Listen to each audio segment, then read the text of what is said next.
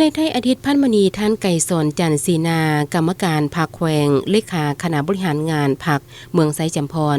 ท่านซอยมณีจันทร์เน่งเปาห้องเลขาพรรคเมืองประธานคณะกรรมการปกครองเมืองพร้อมทั้งคณะกรรมการคุ้มครองภัยพิบัติขั้นเมืองไซจำพรแขวงเมืองคำไซ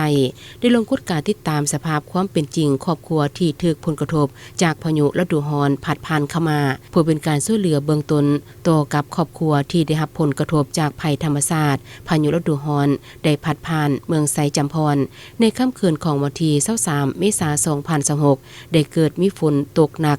ฟ้าลมแรงซึ่งได้ส่งผลกระทบให้หลังคาสังกะสีและกระเบื้องเรือนซานของพ่อแม่ประชาชนจำนวน2บ้านของกลุ่มบ้านนาเจงได้รับผลกระทบเสียหายคือบ้านนาเจงและค้ำกูนาปีเพเสียหายจำนวน26หลังคาเรือนประเมินผลเสียหายเป็นมูลค่าทั้งหมดเกือบ20ล้านกีบ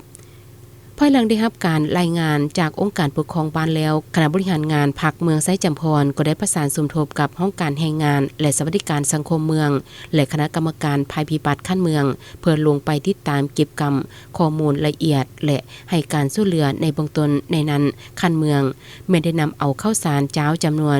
440กิโลสังกะสีจำนวน400แผ่นมูลค่าในการช่วยเหลือในครั้งนี้30,860,000 กว่ากีบให้การช่วยเหลือบ้านคำกูนาครอบครัวถูกผลกระทบพายุประกอบมีข้าวสารเจ้า200กิโลสังกะสี100แผ่นและเงินสดให้ครอบครัวที่ถูกผลกระทบหลายเป็นเงิน500,000 กีบและช่วยเหลือบ้านนาแจงครอบครัวถูกผลกระทบพายุข้าวสารเจ้า240กิโลและสังกะสี300แผ่นในโอกาสนี้การนำของเมืองได้ลงมาในครั้งนี้ยังนำเอาข้าวสารเจ้าจำนวน40กิโลเพื่อมาช่วยเหลือให้ครอบครัวทุกข์ยากอนาถาเติมอีก